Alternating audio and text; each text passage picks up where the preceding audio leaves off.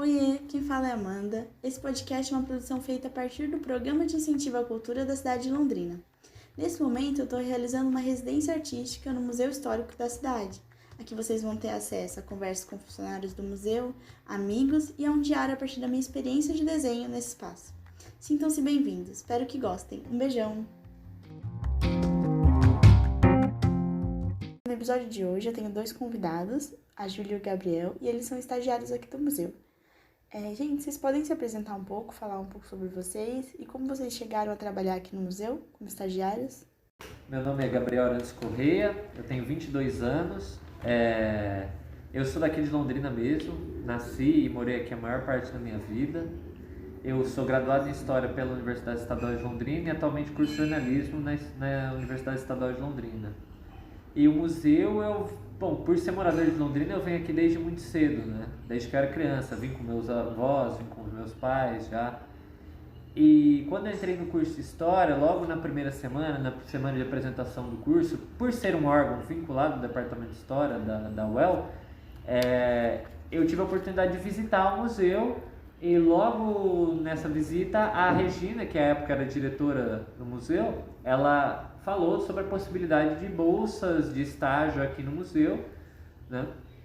Apresentou o projeto pra gente e eu fui um dos candidatos que se inscreveu e foi aprovado. Então, lá em 2017, desde então eu venho aqui intercalando períodos com bolsa, períodos com trabalho voluntário, né? Porque realmente é um lugar que eu gosto muito, tenho muito carinho e, enfim, eu gostaria de trabalhar aqui o máximo que eu pudesse, mas nem sempre é possível, né? Mas por enquanto eu continuo aqui, mexendo com os acervos, já passei por diversos setores, né? E você, Júlia? Meu nome é Júlia, eu tenho 19 anos, atualmente eu curso Ciências Sociais na UEL e também sou de Londrina. Eu vinha mais no museu com a escola quando eu era criança, vim poucas vezes sem ser desse formato e eu comecei a estagiar no museu quando eu ainda estava no ensino médio. Eu estudava no colégio de aplicação que é vinculado com a universidade. Como eles tinham esse vínculo, tinham alguns programas de bolsa e me mandaram para esse setor, né, da UEL. E no fim das contas eu acabei gostando muito de trabalhar aqui, pretendia continuar como voluntária e quando eu entrei já na universidade, no ano seguinte, surgiu um edital e eu continuei, estou aqui até hoje. Como é trabalhar no museu, assim? Qual a experiência de estar aqui no dia a dia, ver as pessoas?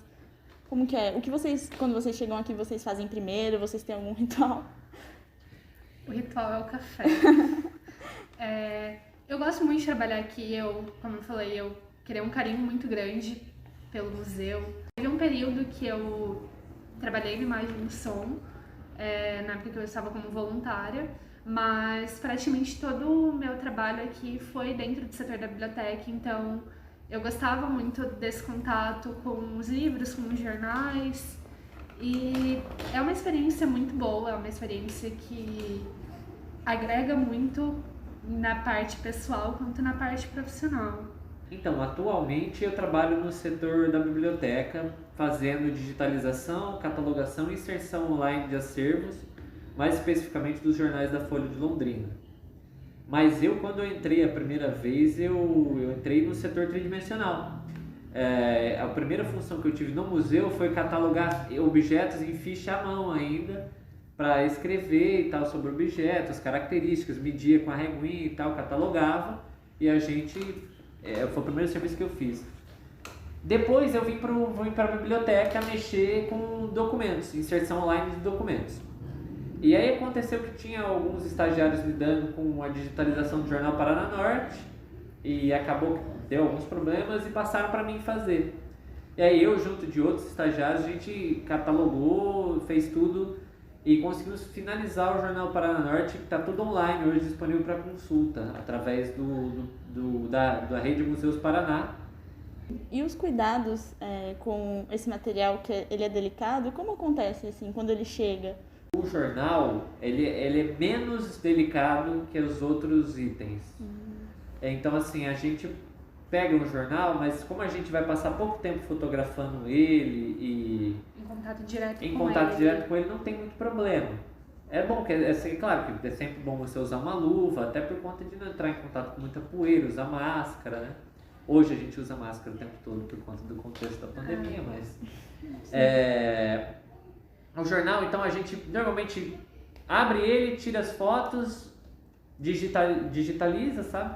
E guarda de novo, justamente para ele não sofrer tanto com as intempéries e tal, e a gente preservar ele o máximo possível, a versão física dele. Como já vai ter consulta lá, ninguém vai precisar ficar abrindo para folhear o jornal, etc., quando for fazer uma pesquisa. Mas em compensação, tem alguns jornais que as folhas estão bem danificadas, ou estão rasgadas, ou tem página faltando, ou elas estão rasgando, estão se desfazendo mesmo. Então a gente tem um cuidado maior com essas páginas. Agora a Rosângela, que é a técnica responsável pelo setor, encontrou algumas formas de tirar um pouco a amassada desses jornais, acondicionar melhor para fotografar, né? Para quando a fotografia for inserida online, o pesquisador ter o material com o máximo de integridade possível, né, no conteúdo. Em compensação, os outros setores, igual eu falei mais cedo, o negativo e fotografia é muito delicado. Aí eles são armazenados numa sala fria, especial, com temperatura controlada, e umidade também, exato. E dentro de armários à prova de fogo e tudo mais, porque, enfim, o filme é inflamável, né?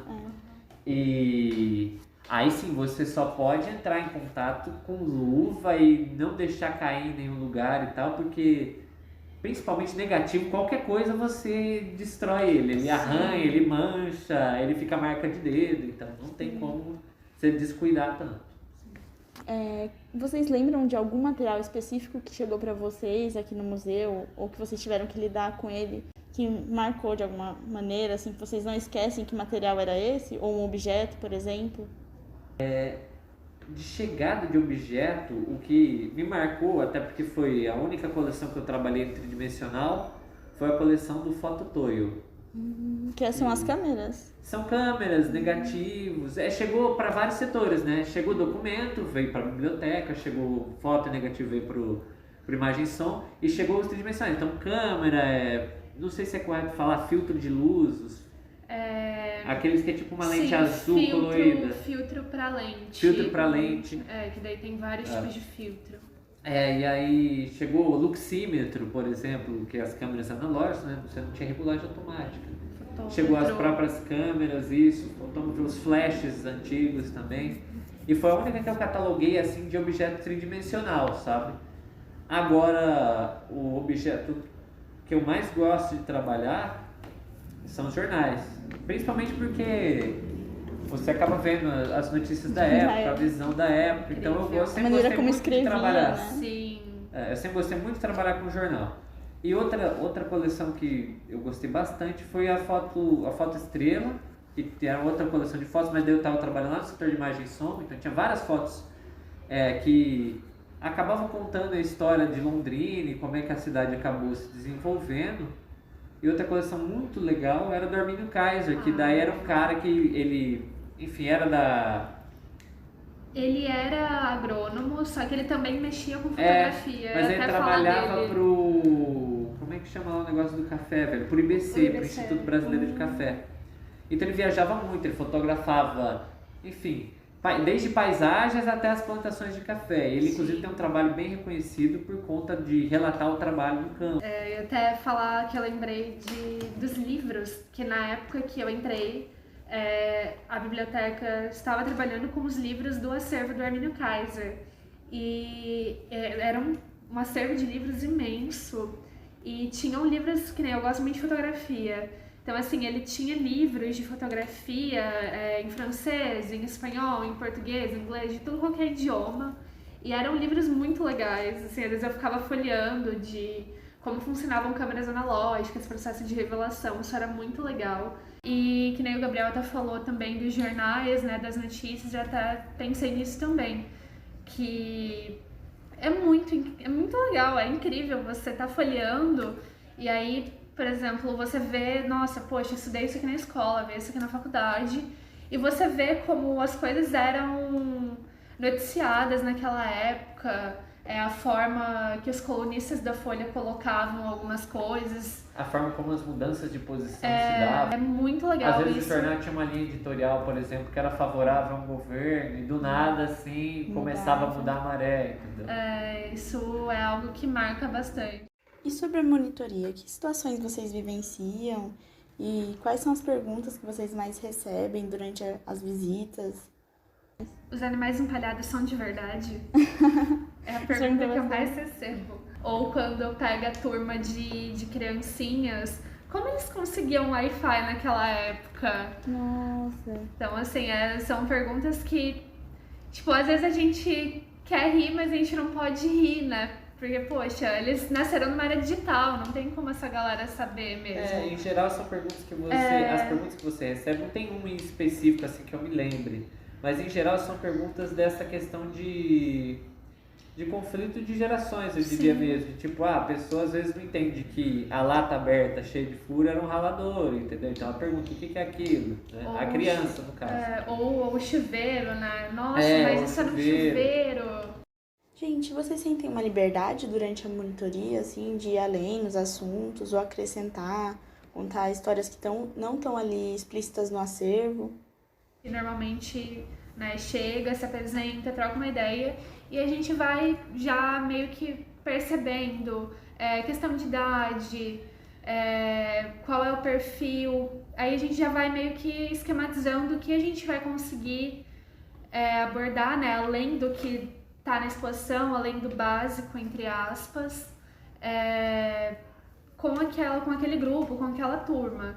Então, assim, tem turmas, por exemplo, turmas mais velhas, que a gente consegue abordar, por exemplo, a questão da prostituição na cidade, questões de gênero, ou, por exemplo, intelectuais que estiveram na cidade e fizeram obras sobre isso. A questão de problematizar a classe também, né? Porque Londrina tem essa visão de que quem veio para cá, é até um conceito que um professor do departamento de História propõe, o José Miguel Arias Neto, ele fala que Londrina, ela vende uma imagem que aqui era uma terra de promissão, uma espécie de Eldorado.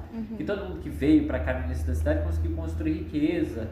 E assim, isso é o ideal vendido para vender lote de terra, né? Porque aqui é uma cidade que boa parte da terra que foi adquirida por aqui era privada, de uma empresa que comprou do governo do estado, né, a Companhia de Terras do Paraná. E ela fazia essa propaganda e funcionou. E assim, tem jornais, o Jornal Paraná Norte que eu falei mesmo, ele servia como um veículo de comunicação oficial, basicamente. Então, assim, ele vendia esse ideal para fora, né? Assim como questão, por exemplo, de trabalho, por exemplo, trabalho infantil, enfim. Questão racial, aí dentro, por exemplo, de coisas de lazer, clubes da cidade,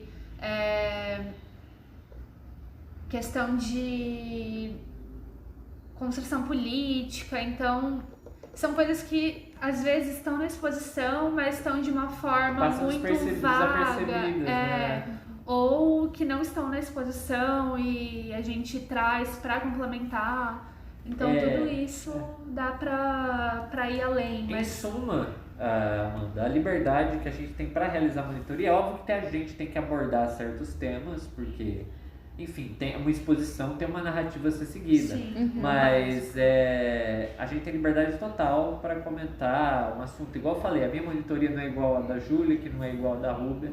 Tem um padrão, mas cada um acrescenta um pouco da sua linha de pesquisa ou do que aprendeu durante o museu, da própria experiência, né, desse tempo do museu, exatamente.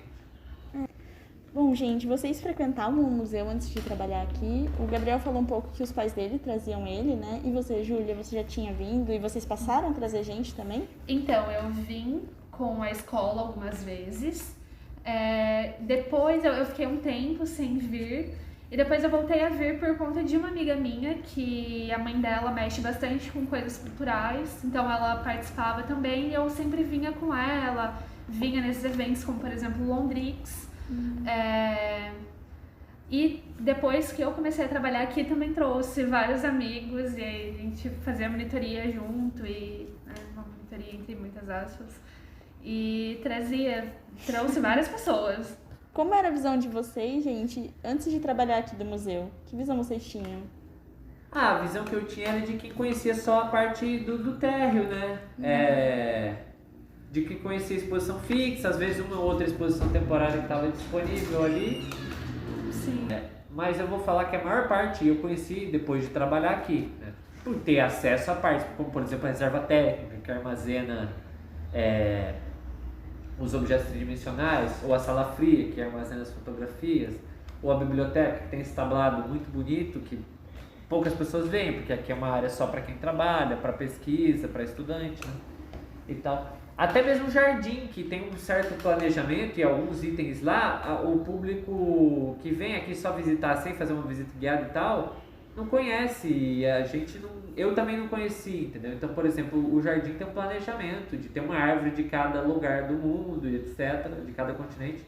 Ele tem um planejamento específico para ser parte de uma exposição também. Então, por exemplo, pode acontecer uma visita no jardim, já aconteceu. A gente tenta passar por lá, né? Qual vocês acham que seja a contribuição do estágio para vocês dentro da universidade, na pesquisa de vocês, e também como numa questão pessoal, assim, de conhecer a cidade? O museu, ele foi a parte mais importante da minha graduação de História. Eu acho que eu não teria terminado o curso se não fosse a prática do museu aliado com a teoria da universidade. Eu precisava de alguma coisa que não só me colocasse na área, mas que me desse a prática do trabalho, né? Na área, e não só dando aula, porque assim, você automaticamente associa a faculdade de licenciatura, qualquer uma, né, com a parte da aula, e esquece da parte da pesquisa e tudo mais. Mas eu acho que foi importante, e foi a parte, na verdade eu tenho certeza que foi a parte mais importante da minha formação, tanto que o meu TCC, os artigos que eu escrevi, tudo eu usei material do museu como base e técnicas que eu aprendi no museu também, de entrevista, de análise de documento, né? Aliado, lógico, as aulas foram importantes, mas... Já no meu caso, nem ele, Gabriel, falou da licenciatura, eu faço licenciatura e eu quero dar aula. Então, a parte da monitoria é uma coisa que, por mais que seja diferente, né, o formato de uma monitoria e de uma aula, é uma coisa que contribui você saber um pouco de didáticas que funcionam ou não com alunos e que poderia ser levada para uma sala de aula. E em questão da faculdade, como eu faço ciências sociais, querendo ou não tem muita ligação direta com o Museu Histórico de Londrina, mas tem coisas da história da cidade ou do próprio museu que eu consigo associar com alguns conteúdos do curso, então às vezes eu acabo levando isso para trabalhos, provas, debates em sala de aula. Então tem coisa que dá para fazer uma associação em certos temas. Vocês acham que a narrativa que vocês apresentam aqui no museu para as pessoas que vêm visitar, ela bate com a narrativa que vocês discutem na universidade ou é necessário acrescentar mais alguma coisa? Como vocês lidam com essas duas instâncias, assim, tanto aqui quanto da universidade? Depende, tem certos conflitos de narrativas ou de coisas que faltam. Tem complementos que a gente tem que fazer. Tem que se ter em consideração que o museu ele possui uma exposição fixa datada, tá? Isso não é nenhum demérito para o museu falar, porque é uma exposição que foi feita há algum tempo já e, enfim, as ciências humanas mudaram, progrediram em algumas áreas e tem hoje temáticas que são discutidas muito profundamente que há 20 anos atrás você nem falava. Então, assim, tem coisas que a gente tem que complementar sim e tem conflitos sim com quem está na universidade, porque como a universidade não faz, digamos, uma materialização do conteúdo que ela apresenta, ela tem uma capacidade de se atualizar muito mais rápido do que um museu que precisa de uma verba, de uma reforma extensa para você conseguir materializar esse conhecimento novo numa exposição. Então, através das monitorias, é a nossa forma de atualizar essa narrativa da exposição. E vocês possuem algum lugar favorito dentro do museu? Algum lugar que vocês estão sempre indo? Seja um lugar que acesse alguma memória pessoal ou familiar, ou também um lugar que simplesmente vocês curtem estar, ficar um tempo. Então, eu gosto muito da biblioteca pela estrutura, eu acho muito bonita. Eu gosto da salinha fotográfica que está meio que abandonada. Como eu falei anteriormente, eu gosto muito de fotografia, então ver os materiais que tem lá é bem legal. Mas a biblioteca, assim, é muito impactante, né? Esse tablado e tal. Quando você entra, é o lugar mais bonito, assim, no museu, de fato. E tem, acho que mais um lugar que eu gosto muito de uma árvore canadense que tem ali, logo na entrada do Portão de São Paulo, que é um bordo. Eu acho ela bem bonita. Sim, ela é. Bem bonita mesmo, é um dos lugares favoritos. A área de lanche também é bem legal nas árvores, com as mesinhas de pedra. É bem bacana, né? Ali era uma época, antes da pandemia, a gente acabava indo lá com as crianças e tal, depois da monitoria, e aí a gente ficava conversando um pouco mais, as crianças tiravam algumas outras dúvidas, né? Enfim, era bem bacana. O que vocês acham que as pessoas devem conhecer aqui no museu? O que vocês recomendam de vir ver? Eu acho que eu recomendaria a parte interna, tipo a biblioteca. É um lugar que é muito bonito, eu acho que as pessoas gostariam de conhecer essa parte. Mas como não tem acesso para todo mundo, eu acho que o trem é um lugar muito bonito. O trem talvez seja o objeto que mais chama atenção. O trem ele é muito legal, a maior parte do pessoal quer visitar mesmo. Mas um lugar que eu acho que passa muito desapercebido e que tem um planejamento, igual eu falei, é o jardim.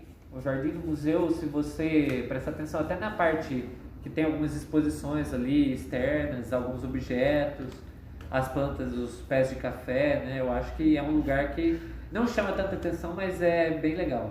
Gente, então eu agradeço. Obrigada por vocês tirarem um tempinho para falar comigo.